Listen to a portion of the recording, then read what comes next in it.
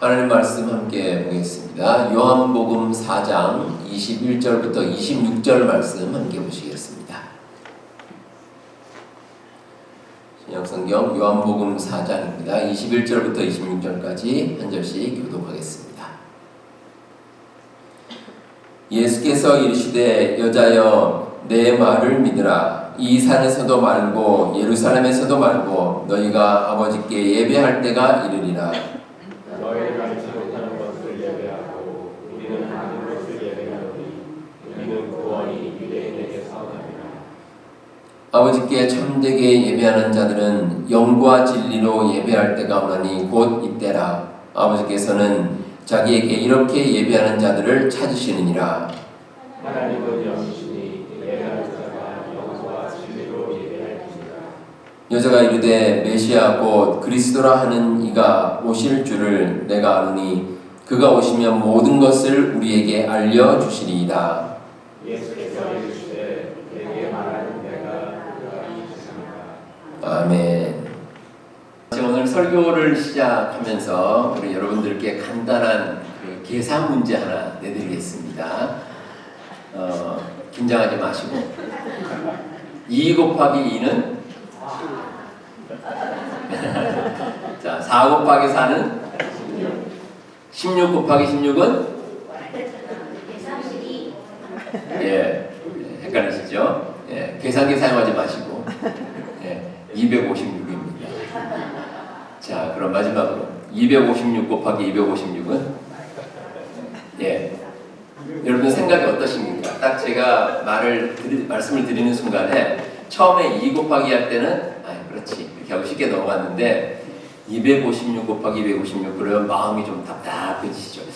그러니까 그냥 보통 웬만한 분들은 그 말씀 딱 들으면 모르겠다 그리고 그냥 포기하시는데 이 승부욕이 있으신 분들 또 도전정신이 있으신 분들은 내가 한번 풀어봐야 되는데 하는데 마음이 좀 답답해질 겁니다. 근데 우리의 삶이 그렇습니다. 이게 힘든 느낌을 받는 이유가 내가 풀 수 없을 것 같은 문제가 딱 우리에게 닥치면 일단 마음이 좀 힘듭니다. 그러니까 어떤 문제가 쉬우면 그냥 마음이 편해요. 편하게 그 정도는 내가 쉽게 할 수 있지라고 생각하는데 암산으로 하기 참 어려운 문제 256 곱하기 256은 제가 계산해보니까 65,536 이거를 우리가 암산으로 어떻게 알겠습니까? 그러니까 마음이 힘든 거죠.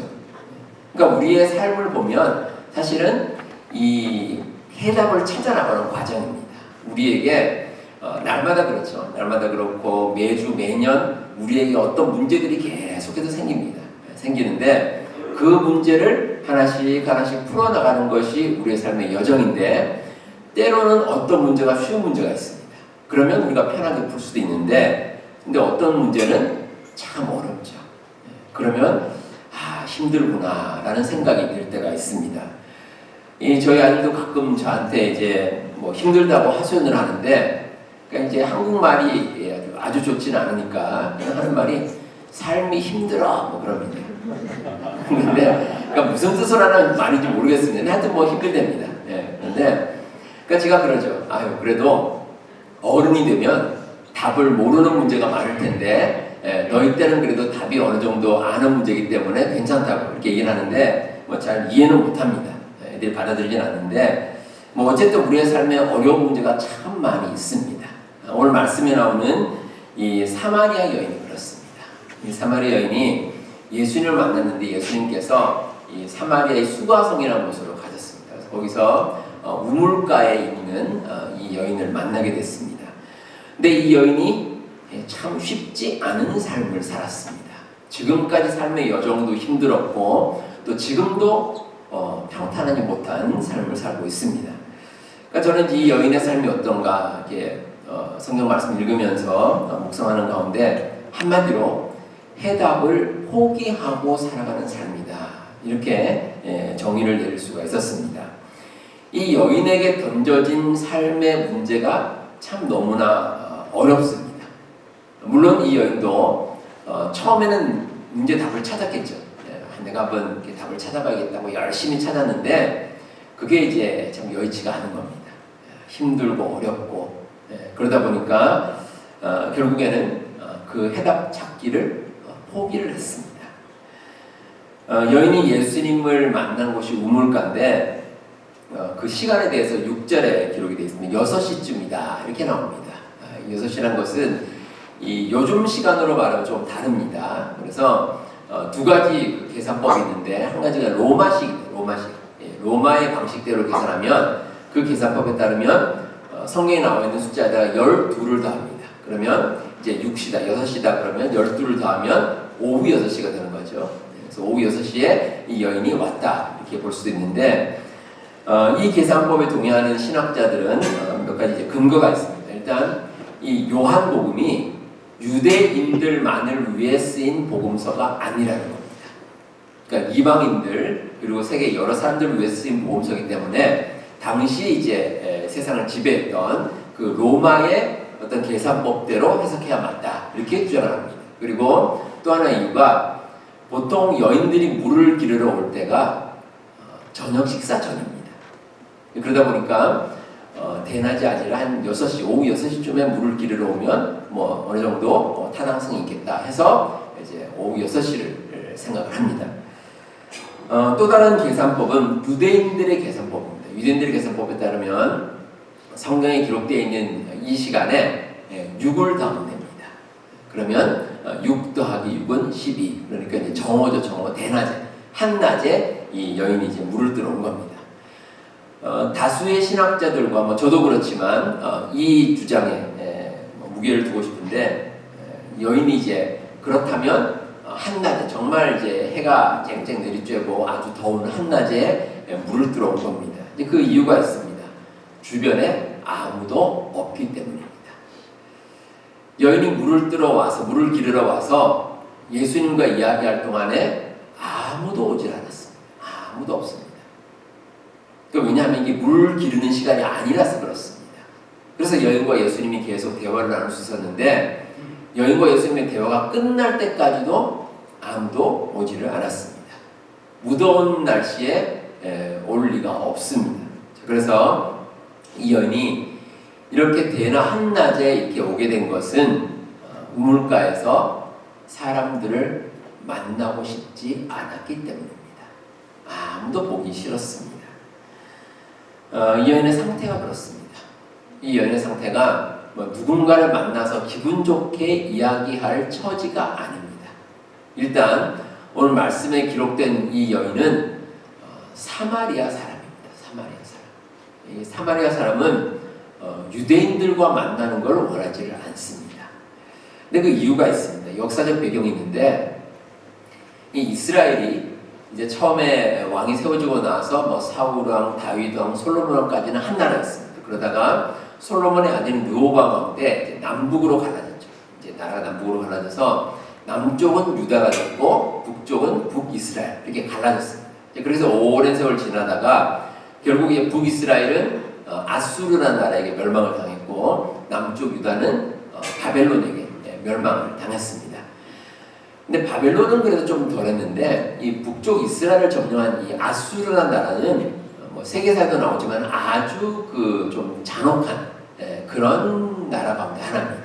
그래서 북이스라엘을 점령하고 그 나라에 아주 잔혹한 통치를 했는데 그 중에 하나가 북이스라엘은 여인들을 아수르로 끌고 갔습니다.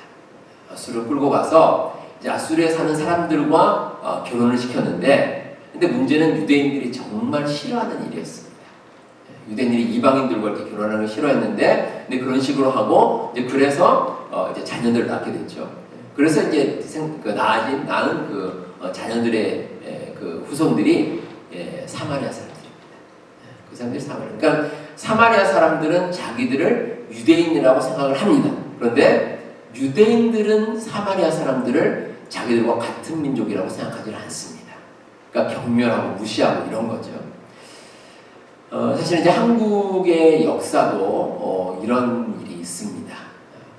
과거에 그 조선시대 때 병자호란 때 그 청나라가 이제 조선을 침공을 했을 때 청나라에 점령을 당하고 거의 한 60만 명 정도를 이제 포로로 잡아왔습니다. 청나라에 잡아왔는데 그 중에서 50만 명 정도가 여성들이었습니다. 근데 그 여성들이 이제 청나라에 잡혀갔다가 다시 나중에 고향으로 돌아오게 됐는데 근데 그 여성들을 가리켜서 환향녀라고 불렀습니다. 그래서 그 이제 돌아올 한자에다가 고향, 그래서 이제 고향으로 돌아왔다 해서 환향녀 이렇게 불렀는데 이게 우리가 이제 좀 비속어로 쓰이죠. 그렇게 쓰이는데 이와 관계돼서 여러분 그 호로자식이라고 한번 들어보셨습니다. 호로자식, 그러니까 뭐 보통 이제 막대 먹고 교양이 없는 뭐 그런 이제 애들을 가리켜서 호로자식 이러는데 이게 그때 유래한 말입니다. 그래서 호자가 이제 그 오랑캐라는 뜻이죠. 호.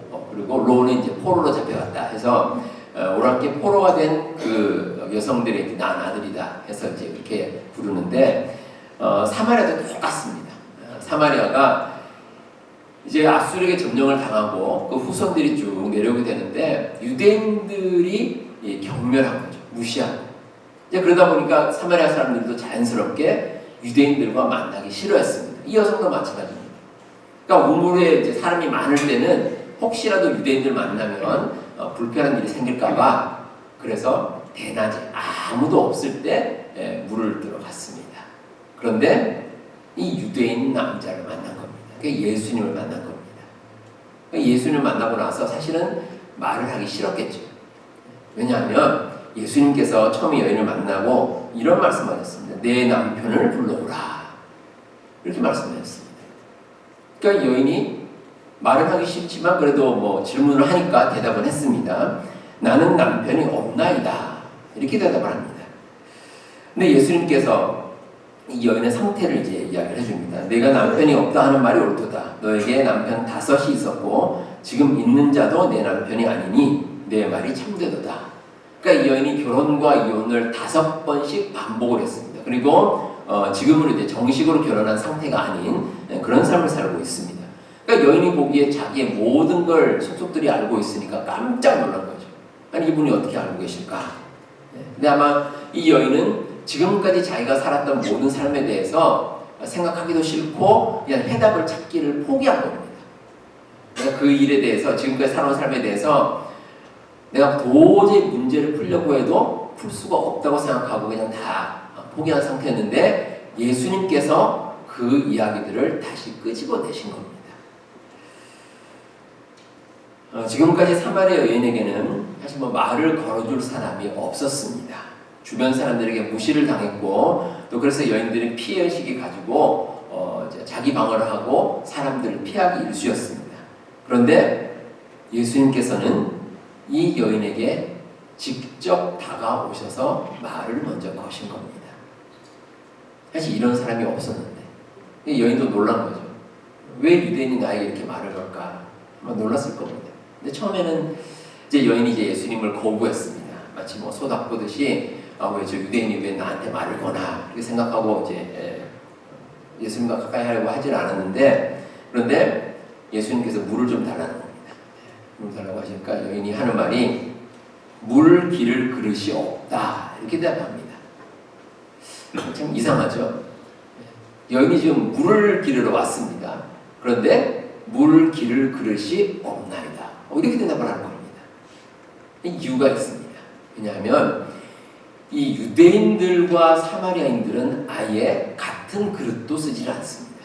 그 부정하다고 생각해서 서로 이제 그릇을 따로따로 씁니다. 그러니까 여인은 그걸 이제 예수님께 확인시켜 드리는 거죠. 당신은 유대인이기 때문에 내가 지금 물을 기르는 이 그릇으로 물을 마실 수 없습니다. 그렇기 때문에 내가 물을 기를 그릇이 없다고 해야 맞습니다. 이렇게 분명하게 예수님께 각인을 시켜드리는 겁니다. 근데 중요한 것은 예수님의 태도입니다. 예수님께서 이 사마리아 여인의 상태를 너무나 잘 알고 계셨습니다. 그리고 계속해서 사마리아 여인에 대해서 말을 거시고 그 여인과 뭔가 교제를 나누기를 원하십니다. 그 이유가 이 여인이 가지고 있는 그 문제에 해답을 주기 위해서입니다. 예수님께서는 해답을 주기를 원했습니다. 우리가 세상을 살면서도 이 해답을 찾기 어려울 때가 있습니다. 그 이유가 참 많습니다. 여러 가지 이유가 있습니다. 가장 대표적으로 나 자신의 문제일 수도 있고 또 우리 가족의 문제일 수도 있고 또 뭐 비즈니스나 뭐 직장 문제 때문일 수도 있고 또 아니면 우리가 같이 신앙생활하는 우리 교우들의 문제일 수도 있고 뭐 다양한 문제 때문에 우리가 힘들어합니다. 근데 우리가 문제로 인해서 힘들어할 때 예수님께서는 우리에게 꼭 찾아오십니다. 우리가 예수님 믿고 예수님 의지하는 가운데 반드시 예수님께서 문제로 인해서 힘들어하는 우리에게 찾아오십니다. 중요한 것은 우리가 예수님께서 찾아오실 때 예수님께 그 문제를 맡겨드리는 겁니다. 그런 마음이 꼭 필요합니다. 근데 이 여인과 같이, 사마리아 여인과 같이 자기 생각에 갇혀 있으면 안 됩니다. 자기 생각만 하면, 내 기준으로, 내 판단으로 모든 것을 해결하려고 하면 그러면 올바른 답을 찾을 수가 없습니다. 거기에는 답이 없습니다. 이 그리스 신화에 보면 프로크루스테스라는 사람이 나옵니다. 이 사람이 이제 그리스 아티카 이제 강도인데 아주 이상한 짓을 합니다. 어떤 짓을 하냐면 사람들이 지나가는 사람 붙잡아가지고 자기가 이제 있는 그 쇠침대에 눕힙니다. 눕혀가지고 그 침대보다 길면은 잘라버립니다. 그리고 짧으면은 느리고, 그러니까 자기 기준에 모든 걸 하는 거죠. 그래서 뭐든지 자기 기준만으로 판단하는 사람을 가리켜서 프로크루스테스의 침대다 이렇게 이제 이야기를 합니다. 우리가 삶의 문제 앞에 힘들 때 때로는 우리가 생각하는 방법이 틀렸을 때가 있습니다. 우리가 문제의 답을 찾지 못할 때 그 방법이 틀렸음에도 불구하고 내 기준만으로 자꾸 문제를 해결하려고 합니다. 그런데 그렇게 고집을 부리면 안 됩니다. 예수님께서 우리에게 반드시 찾아오신다는 것을 우리가 알고 있어야 합니다. 그러면 문제의 길이 보입니다. 어떤 때는 정말 힘든 문제는 도저히 앞이 보이지 않을 때가 있습니다. 이거 뭐 어떻게든지 문제를 풀어야 되는데 해결 방법이 보이지 않습니다. 그때 우리가 기도하고 의지해야 될 것은 우리 주님 앞에 나아가는 겁니다. 그리고 그 문제를 내려놓고 우리 주님께서 과연 어떻게 말씀하시는지, 그러면 우리 주님께서 우리에게 지혜를 주시기도 하시고 때로는 상황을 바꿔주기도 하십니다. 환경을 바꿔주시고 여러 가지 조건을 바꿔주셔서 문제를 해결할 수 있도록 인도해 주신다는 겁니다. 그럼 우리가 그 해답을 찾아 나갈 수가 있습니다. 우리 성도 여러분, 우리 예수님께서는 우리의 삶에 반드시 찾아오십니다. 특별히 우리가 어떤 문제로 인해서 힘들고 어려워할 때 하나님의 자녀들은 우리를 그냥 놔두지 않으시고 우리를 붙드시고 그 문제를 해결할 수 있도록 인도해 주십니다. 우리 성도 여러분, 마음의 문을 열고 우리 예수님께 모든 걸 맡기시고 또 그를 통해서 우리의 삶의 문제를 해결함 맞는 우리 성도님들 다 되시기를 바랍니다. 자, 이제 사마리아 여인이 예수님의 놀라운 능력을 체험하게 됐습니다. 근데 이 여인은 예수님을 그냥 선지자 가운데 한 사람 정도로만 여겼습니다. 예수님께서 세상의 모든 것을 해결해 주실 그 메시아로는 생각하지를 않았습니다. 그래서 예수님께서 마지막으로 26절에 보시면 네가 말하는 내가 그라 이렇게 말씀하십니다. 그러니까 지금 여인이 메시아를 말하고 있는데 그 메시아가 바로 예수님 자신이라는 겁니다. 그래서 예수님께서는 모든 문제를 해결할 수 있다고 분명하게 말씀을 주십니다. 이처럼 예수님께서는 우리 모든 삶의 해답이 되십니다. 그래서 이 사실에 대해서 예수님께서 24절에서 아주 중요한 힌트를 하나 주십니다. 하나님은 영이시니 예배하는 자가 영과 진리로 예배할지니라. 아주 중요한 말씀입니다. 왜 중요하냐면 우리가 하나님께 나아가야 문제 해결함을 받을 수가 있습니다. 그리고 하나님께 나아간다는 것은 우리가 예배하는 겁니다. 그런데 하나님은 영이십니다. 따라서 우리가 하나님을 만나고 하나님을 예배할 때 영과 진리로, 그러니까 우리가 육체적인 세상적이고 인간적인 방법으로 문제 해결하는 것이 아니라 영적으로 해결하는 것이 필요하다는 말씀입니다. 그러니까 영의 문제입니다. 사마리아 여인이 지금까지 문제 해답을 찾지 못했던 것도 바로 여기에 있습니다. 이 여인이 지금 물을 기르러 왔죠. 물을 기르는데 그 물을 마실 때 예수님께서 그러시죠. 그 물을 마시면 다시 목이 마르다는 겁니다. 당연히 그렇죠. 물을 마시고 영원히 지속되는 게 아니라 그 물을 마실 때 또 얼마 시간이 지나면 또다시 목이 마릅니다. 근데 예수님께서는 이 물을 마시는 자마다 다시 목마르려니와 내가 주는 물을 마시는 자는 영원히 목마르지 아니하리니 내가 주는 물은 그 속에서 영생하도록 솟아나는 샘물이 되리라. 이게 해답입니다. 해답. 예수님께서는 그냥 인간적으로 목마름을 해결하는 것이 아니라 예수님을 통해 영적인 갈급함을 해결하라는 겁니다. 그러면 여인이 답을 찾을 수 있다고 말씀을 주십니다.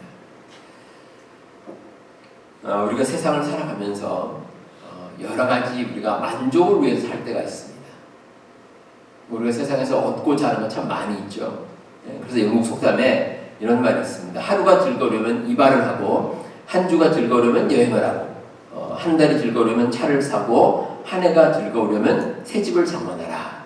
이런 속담인데 여러분 이 속담을 들으시면 아주 중요한 핵심이 있습니다. 이 속담이 가진 핵심은 모든 만족에는 한계가 있다라는 겁니다. 한계가 있습니다. 여행을 다녀와도 그 여행을 다녀오면 그걸로 즐거움이 끝납니다. 한 달을 즐겁기 위해 차를 사도 차를 사고 한 몇 달이 지나면 새 차는 곧 중고차가 됩니다. 그 기쁜 마음이 그렇게 오래가지 않습니다. 뭐 다른 것도 마찬가지죠. 우리가 세상에서 얻고자 하는 것들 그걸 얻어도 그 만족과 즐거움과 기쁨이 결코 영원하지 않습니다. 결코 끝까지 가지는 않습니다. 하지만 예수님께서는 우리 인생의 궁극적인 해답을 말씀해 주십니다. 그래서 예수님을 끝까지 믿고 의지하면 그러면 우리의 삶의 문제를 예수님께서 해결해 주십니다. 분명히 해결해 주십니다. 그러니까 우리가 답답하고 힘들 때 결국 우리가 의지해야 될 것은 예수님이고 또 예수님께서 우리가 나중에 이제 돌아보면 이렇게 문제를 해결해 주셨구나. 그걸 알 수가 있습니다. 어떤 목사님 이런 말씀하시는 걸 제가 이야기를 들었습니다. 이 목사님이 한국에서 군대 생활하는데 그 군대 고참이 자기를 그렇게 괴롭히더랍니다. 근데 이제 다른 건 모르다 치더라도 그 신앙생활을 못하게 합니다. 참 힘들게 신앙생활을 못하게 그렇게 이제 괴롭히는데 그래서 이제 하다 못해서 하나님께 기도를 했습니다. 하나님께 하나님 저 왜 이런 곳에 보내셨습니까? 이렇게 기도를 하니까 하나님께서 계속 열심히 신앙생활을 해라. 이렇게 이제 응답을 주시는 겁니다. 뭐 어떻게 하겠습니까? 그래서 계속 이제 신앙생활을 계속 열심히 했습니다. 그러다가 어느 날 이 목사님의 그 고참이 이제 제대할 때가 다 됐습니다. 제대할 때가 됐는데 목사님을 부르더랍니다. 그리고 질문을 하는데 교회에 다니는 게 좋으냐? 이렇게 물어보더랍니다. 그래서 뭐 좋다고 이렇게 대답을 하니까 그 고참이 하는 말이 그래? 그러면 나도 한번 다녀볼까? 이러는 겁니다. 그래서 이제 그 고참이 나중에는 세례를 받고 교인이 됐다는 겁니다. 그러니까 그제서야 그 목사님이 가졌던 문제가 풀렸습니다. 왜 하나님께서 그 힘든 곳으로 보내셨을까? 믿지 않는 한 영혼을 구원하게 하시려고. 그 이유 때문에 보내신 겁니다. 그러니까 그 하나님께서 그 문제 해결해 주신 겁니다. 우리가 어려운 문제일수록 해답은 오히려 쉬운 곳에 있습니다. 우리 인생에서 참 우리가 막막하고 사방이 갇혀있다고 생각할 때 그때 우리의 해답은 우리 하나님께 있습니다.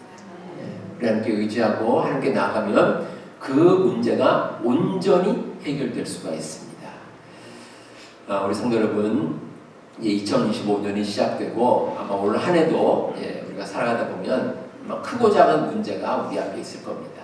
어떤 문제는 우리의 힘으로 쉽게 해결할 수 있는 것도 있고 또 어떤 문제는 참 힘에 버거운 그런 힘든 문제도 여러분 앞에 놓여 있을 겁니다. 우리 여러분들 어떤 문제를 만나든지 그 문제 해결의 주체가 되시는 우리 주님께 모든 것 맡기시기 바랍니다. 그러면 우리 하나님께서 해결해 주시고 그를 통해 이 세상을 승리하고 나가시는 우리 모든 성도님들 다 되시기를 바랍니다.